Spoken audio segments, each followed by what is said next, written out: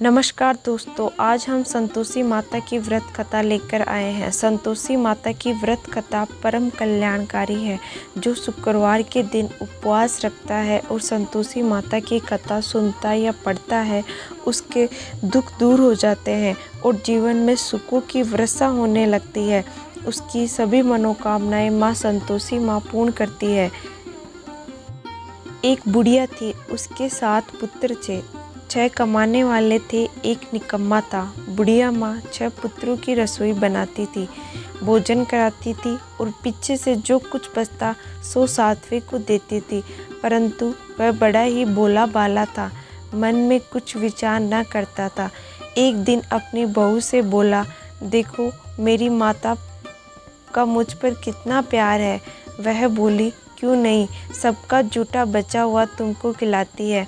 वह बोला, भला ऐसा नहीं हो सकता, मैं जब तक आंखों से ना देखूं मान नहीं सकता। बहू ने हंसकर कहा, तुम देख लोगे तब मान जाओगे। कुछ दिनों बाद बड़ा त्योहार आया। घर में 7 प्रकार के भोजन और चूरमा के लड्डू बने। वह जांचने को सिर दर्द का बहाना कर पतला कपड़ा सिर पर ओढ़कर रसोई घर में सो गया और कपड़े में से सब देखता रहा। संतोषी माता की व्रत कथा के अनुसार 6 भाई भोजन करने आए। उसने देखा माँ ने उनके लिए सुंदर सुंदर आसन बिछाए हैं, 7 प्रकार की रसोई परोसी है। वह आग्रह करके जिमाती है। वह देखता रहा। 6 भाई भोजन कर के उठे तब माता ने उनकी जूठी थालियों में से लड्डुओं के टुकड़े को उठाकर एक लड्डू बनाया। जूठन साफ कर बुढ़िया माँ ने पुकारा, उठो बेटा, 6 भाई भोजन करके गए, अब तू ही बाकी है, उठना, कब खाएगा। वह कहने लगा, माँ मुझे भोजन नहीं करना, मैं तो परदेश जा रहा हूँ। माता ने कहा, कल जाता है तो आज ही जा। वह बोला, हाँ हाँ आज ही जा रहा हूँ। यह कहकर वह घर से निकल गया। चलते समय बहू की याद आई। वह गौशाला में उपले थाप रही थी। वहीं जाकर उसने बोला, मैं परदेश जा रहा हूँ, मुझे अपनी कुछ निशानी दो।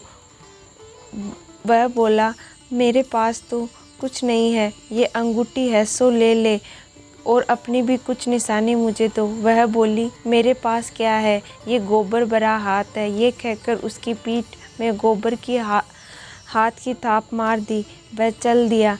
चलते चलते दूसरे देश में पहुंचा। वहां पर एक साहूकार की दुकान थी। वहां जाकर कहने लगा, भाई मुझे नौकरी पर रख लो। साहूकार को जरूरत थी। वह बोला, रह जा। लड़के ने पूछा, क्या वेतन दोगे? साहूकार ने कहा, काम देखकर दाम मिलेंगे। साहूकार की नौकरी मिली। वह सवेरे 7 बजे से रात तक नौकरी पर काम करने लगा। कुछ दिनों में दुकान का सारा लेन देन, हिसाब किताब, ग्राहकों का माल बेचना, सारा काम करने लगा। साहूकार के 5-6 नौकर थे। वह सब चक्कर खाने लगे कि ये तो बहुत होशियार बन गया है, सेठ ने सभी काम इसको दे रखा है। 3 महीने में ही सेठ ने उसे मुनाफे का साझेदारी बना लिया। वह 12 वर्ष में ही नामी सेठ बन गया और मालिक का सारा कारोबार उस पर छोड़कर बाहर चला गया। संतोषी माता व्रत कथा के अनुसार अब बहू पर क्या बीती सो सुनो। सास ससुर उसे दुख देने लगे। सारी गृहस्थी का काम करके उसको लकड़ी लेने जंगल में भेजते। इस बीच घर की रोटियों के आटे में से जो भूसी निकलती, उसकी रोटी बनाकर रख दी जाती और फूटे नारियल के खोपड़े में पानी। इस तरह दिन बीत रहे थे। एक दिन वह लकड़ी लेने जा रही थी कि रास्ते में बहुत सी स्त्रियां संतोषी माता का व्रत करती दिखाई दी। वह वहाँ खड़ी हो कथा सुनकर बोली, बहनों, ये तुम किस देवता का व्रत करती हो और इसके करने से क्या फल मिलता है? तब उनमें से एक स्त्री बोली, सुनो, यह संतोषी माता का व्रत है और संतोषी माता की कथा है। इसके करने से निर्धनता, दरिद्रता का नाश होता है और घर में लक्ष्मी आती है, मन की चिंताएं दूर होती है और घर में सुख होने से मन को प्रसन्नता और शांति मिलती है। निपुत्र को पुत्र मिलता है। अगर प्रीतम बाहर गया हो तो वह जल्दी आता है और कंवारी कन्या को मनपसंद वर मिलता है। यह सुनकर बुढ़िया के लड़के की बहू चल दी। रास्ते में लकड़ी के बोझ को बेच दिया और उन पैसों से गुड़ व चना लेकर माता की व्रत की तैयारी कर आगे चली और सामने मंदिर देखकर पूछने लगी कि ये मंदिर किसका है। सब कहने लगे कि ये तो माता संतोषी का मंदिर है। ये सुन माता के मंदिर में जाके चरणों में लौटने लगी और बोलने लगी, दीन होकर विनती करने लगी, माँ मैं निपट मूर्ख हूँ, व्रत के नियम कुछ नहीं जानती, मैं बहुत दुखी हूँ। हे माता जग जननी, मेरे दुखों को दूर कर, मैं तेरी शरण में हूँ। माता को दया आई। एक शुक्रवार बीता कि दूसरे शुक्रवार को उसके पति का पत्र आया और तीसरे शुक्रवार को उसका भेजा हुआ पैसा भी आ पहुँचा। ये देख जेठानी का मुंह सिकुड़ने लगा। इतने दिनों में पैसा आया है, इसमें क्या बढ़ाई है। लड़के ताने देने लगे, अब तो चाची के पास पत्र आने लगे हैं, रुपए आने लगे हैं, अब तो चाची की खातिरदारी और बढ़ेगी, अब तो चाची किसी के बोलने से भी नहीं बोलेगी। बेचारी सरलता से कहती, भैया पत्र आवे या रुपया आवे तो हम सबके लिए ये अच्छा है। ऐसा कहकर आंखों में आंसू भरकर संतोषी माता के मंदिर में आकर ए मातेश्वरी के चरणों में गिरकर रोने लगी। माँ मैंने तुमसे पैसे नहीं मांगे थे, मुझे पैसों से क्या करना है, मुझे तो अपने सुहाग से काम है, मैं तो अपने स्वामी के दर्शन और सेवा मांगती हूँ। तब माता ने प्रसन्न होकर कहा, जा बेटी तेरा स्वामी आएगा। ये सुनकर वह बहुत खुशी से बावली हो गई और घर में जाकर काम करने लगी। जब संतोषी माँ विचार करने लगी कि इस भोली पुत्री से मैंने कह तो दिया कि तेरा पति आएगा, पर वो आएगा कहाँ से, वह तो सौपन में भी इसे याद नहीं करता, उसे याद दिलाने के लिए मुझे जाना पड़ेगा। इस तरह माता बुढ़िया के बेटे के पास सौपन में प्रकट होकर कहने लगी, साहूकार के बेटे सोता है या जागता है। वह बोला, माता सोता भी नहीं हूँ और जागता भी नहीं हूँ, बीच में ही हूँ, कहो क्या आज्ञा है।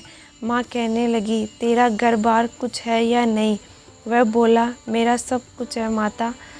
माँ बाप भाई बहन बहू क्या कमी है।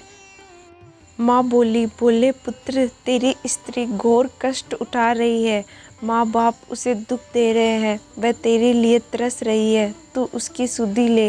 वह बोला, हाँ माता ये तो मुझे मालूम है, परंतु मैं जाऊँ तो जाऊँ कैसे, परदेश की बात है, लेन देन का कोई हिसाब नहीं है, कोई जाने का रास्ता नज़र नहीं आता, कैसे चला जाऊँ।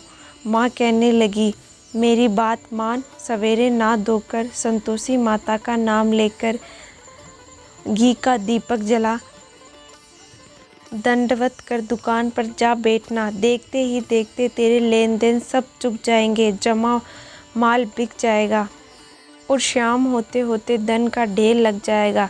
जब सवेरे बहुत जल्दी उठकर उसने सब लोगों से अपने सपने की बात कही तो सब उसकी बात की अनसुनी कर हंसने लग गए। कहे, सपने कभी सच होते हैं। एक बूढ़ा बोला, देख भाई मेरी बात मान, इस प्रकार सपने झूठे करने के बदले देवता ने जैसा कहा है वैसा ही कर, इसमें तेरा क्या जाता है। वह बूढ़े की बात मानकर स्नान कर संतोषी माता को दंडवत कर घी का दीपक जला दुकान पर जा बैठा। थोड़ी देर में ही वह देखता है कि देने वाले रुपए लाए और लेने वाले हिसाब लेने लगे। कोटे से भरे सामान की खरीदारी नगद दाम में सौदा करने लगे। शाम तक धन का ढेर लग गया। माता का चमत्कार देखकर वह प्रसन्न हो मन में माता का नाम लेने लगा। घर ले जाने के वास्ते गहना कपड़ा खरीदने लगा और वहाँ के काम से निपटकर घर को रवाना हुआ। और वहाँ बहू बेचारी जंगल में लकड़ी लेने जाती, लौटते वक्त माँ के मंदिर पर विश्राम करती। वह तो उसका रोजाना रुकने का स्थान था। दूर से धूल उड़ती देख वह माता से पूछती है, कैसी अब तू ऐसा कर, लकड़ियों के 3 बोझ बना ला, एक नदी के किनारे, दूसरा मेरे मंदिर पर और तीसरा तेरे सर पे रख। लकड़ी का गट्टा देखकर मोह पैदा होगा, वह वहाँ रुकेगा, नाश्ता बनाकर खाकर और विश्राम करेगा। तब तू लकड़ियों का बोझ उठाकर घर जाना और बीच में चौक में लकड़ियों का गट्टा डालकर 3 आवाज़ जोर से लगाना। लो सासू जी, लकड़ियों का गट्टा लो, भूसी की रोटी दो और नारियल के कोपरे में पानी दो। आज कौन मेहमान आया है? माँ की बात सुन बहू। बहुत अच्छा माता, कहकर प्रसन्न होकर लकड़ियों के 3 गड्ढे ले गई। एक नदी के तट पर, एक माता के मंदिर पर रखा। इतने में ही एक मुसाफिर आ पूछा। सूखी लकड़ी देख उसकी इच्छा हुई कि अब यहीं विश्राम कर भोजन बनाकर गांव जाएंगे। इस प्रकार भोजन बनाकर विश्राम कर वह गांव को गया, सबसे प्रेम से मिला।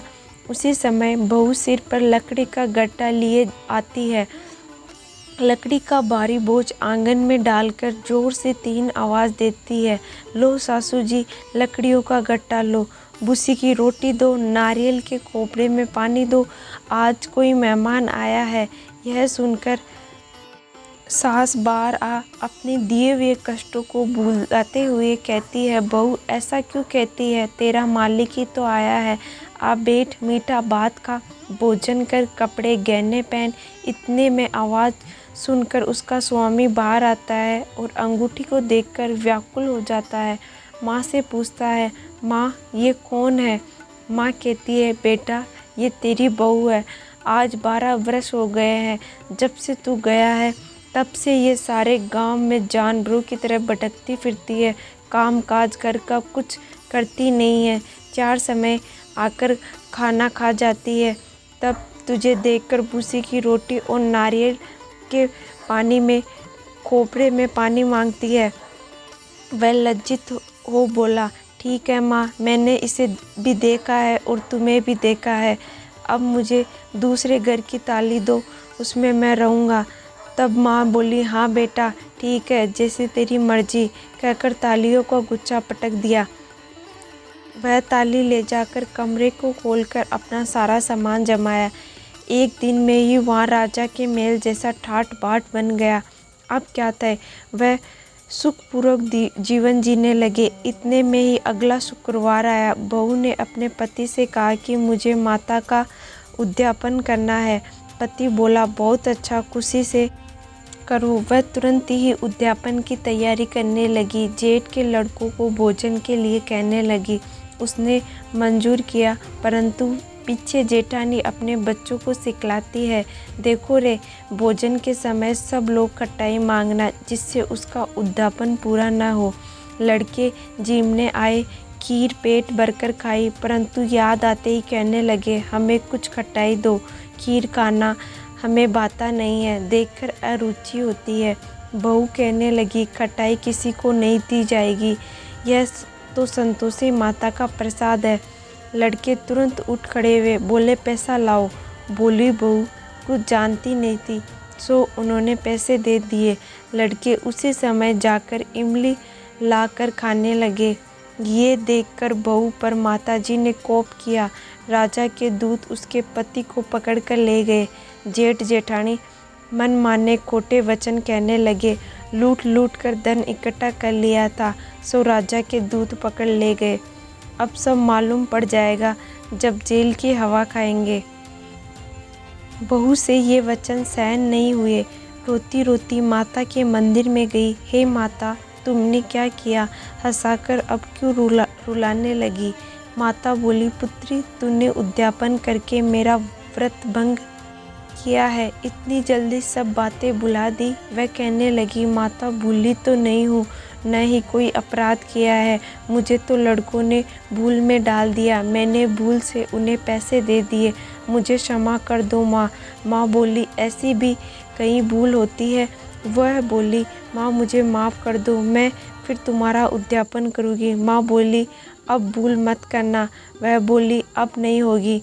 माँ अब बतलाओ वह कैसे आएंगे? माँ बोली, जा पुत्री, तेरा पति तुझे रास्ते में आता मिलेगा। वह घर को चली। राह में पति आता मिला। उसने पूछा, तुम कहाँ गए थे?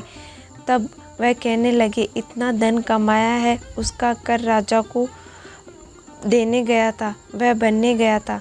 वह प्रसन्न होकर बोली, भला हो, अब घर चलो। कुछ दिनों बाद फिर शुक्रवार आया। वह बोली, मुझे माता का उद्यापन करना है।